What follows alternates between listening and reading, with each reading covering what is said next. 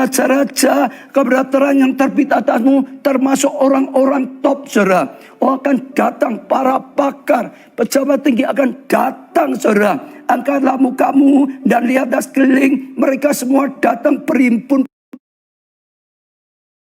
padamu. Ini saatnya, saudara. Kalau terang Tuhan sudah kita terima, hidup kita diterangi oleh Tuhan, lalu kita berani bangkit, pancarkan terang, kemuliaan Tuhan nyata. Orang-orang itu datang, banyak orang bisa datang, kita bisa dipakai oleh Tuhan, selamatkan banyak orang, saudara.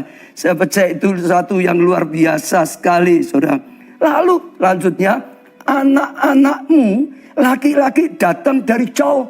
Anak-anak kita, saudara, yang laki-laki datang dari jauh, saudara, dan anak-anakmu perempuan digendong, saudara.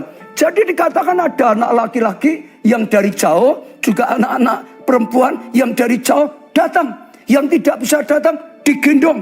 Ada yang menolong, ada yang menopang. Sebenarnya Tuhan itu adalah penolong kita yang sejati. Tuhan itu menopang sehingga anak-anak kita bisa kembali, saudara. Saya percaya punya arti yang luar biasa. Di ayat ini, Yesaya 60 juga berbicara tentang keluarga. Kalau ada anggota keluarga kita yang sudah jauh, yang sudah meninggalkan Roma, saudara. Oh, saatnya terang Tuhan datang dalam keluarga kita. Oh, pasangan kita yang sudah jauh, yang meninggalkan kita, imani bisa kembali. Tuhan akan berkarya saat kita terima terang Tuhan, saat kita pancarkan terang Tuhan, saat kemudian Tuhan nyata atas hidup kita, pasangan kita akan kembali. Bahkan anak-anak yang sudah meninggalkan keluarga akan kembali. Anak laki-laki kembali, anak perempuan akan kembali. Yang gak bisa kembali digendong, ditolong oleh Tuhan, ditopang oleh Tuhan, sehingga bisa kembali. Artinya, saudara, saja imani. Saja imani. Ini saatnya janji Tuhan Yesaya 60 untuk keluarga juga akan digenapi.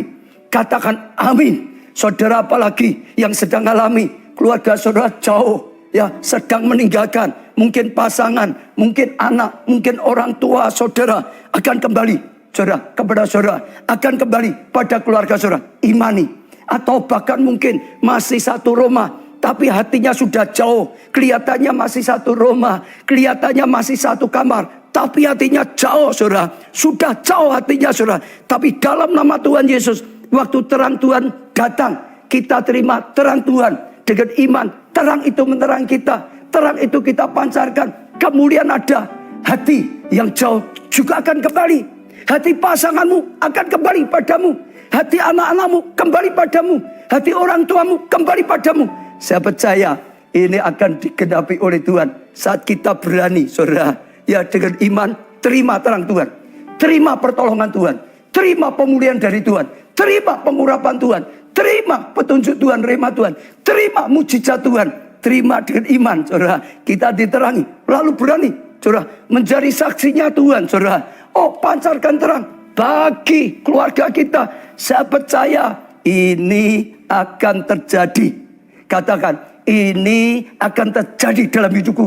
Katakan, ini akan terjadi dalam keluargaku.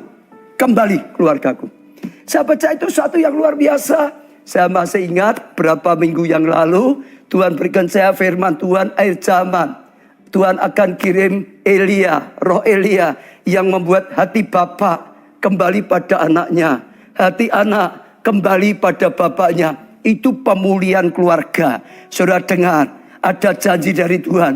Untuk saat akhir zaman seperti ini akan ada pemulihan keluarga. Saya percaya itu sesuatu yang sedang dijanjikan oleh Tuhan. Kita bisa menjadi pahlawan bagi keluarga kita, saudara. Ya, kemuliaan Tuhan akan dinyatakan. Janji Tuhan akan dinyatakan secara luar biasa. Buka hati saudara, terima terang Tuhan, terima firman Tuhan. Jangan tolak firman Tuhan, jangan tolak janji Tuhan ini. Terima.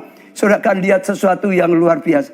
Pemulihan keluarga sungguh terjadi. Hati suami kembali pada istrinya. Hati istri kembali pada suaminya, saudara.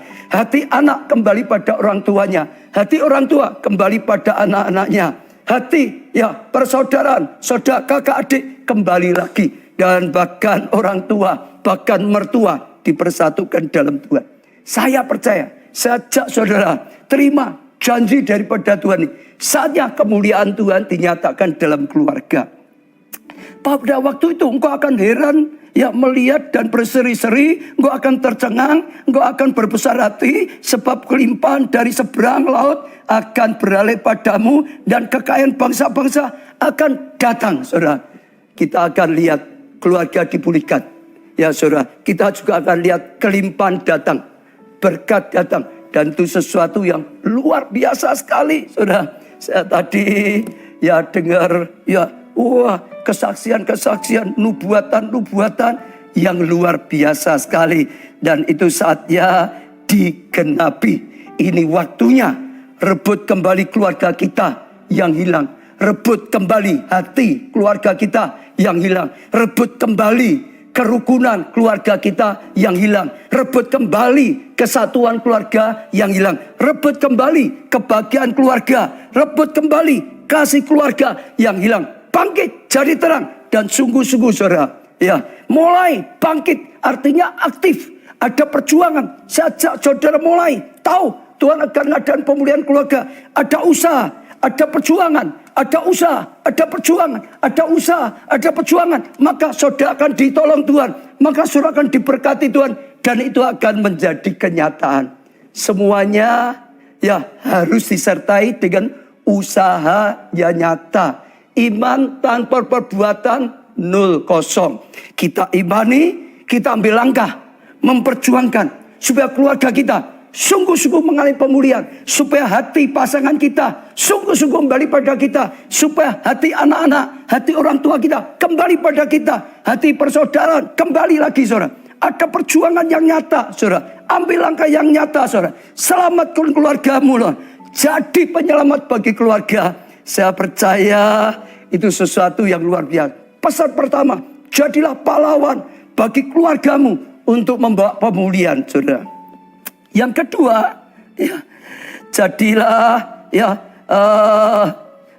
bagaimana kita bisa sungguh-sungguh, ya, bisa membawa kembali keluarga kita jadi pahlawan bagi keluarga kita. Saya akan ajak saudara baca, pelajari dari seorang yang bernama Rahab, saudara. Ibrani 11 ayat 31 dikatakan, karena iman maka Rahab, perempuan apa, saudara? Sunda. Ya, saya ulangi. Karena apa, saudara?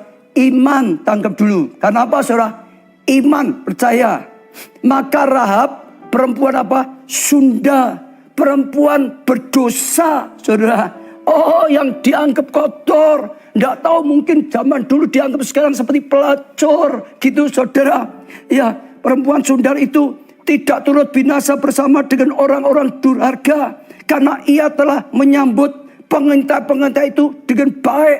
Saudara, kalau saudara bisa berkata ini ada sesuatu yang luar biasa. Dan bisa petik satu pelajaran. Seperti tadi saya katakan. Yang pertama, harus imani. Harus punya iman. Keluargamu bisa dipulihkan. Keluargamu bisa dipulihkan. Kalau saudara sudah nggak percaya, keluargamu bisa dipulihkan. Ya saudara nggak ada usaha.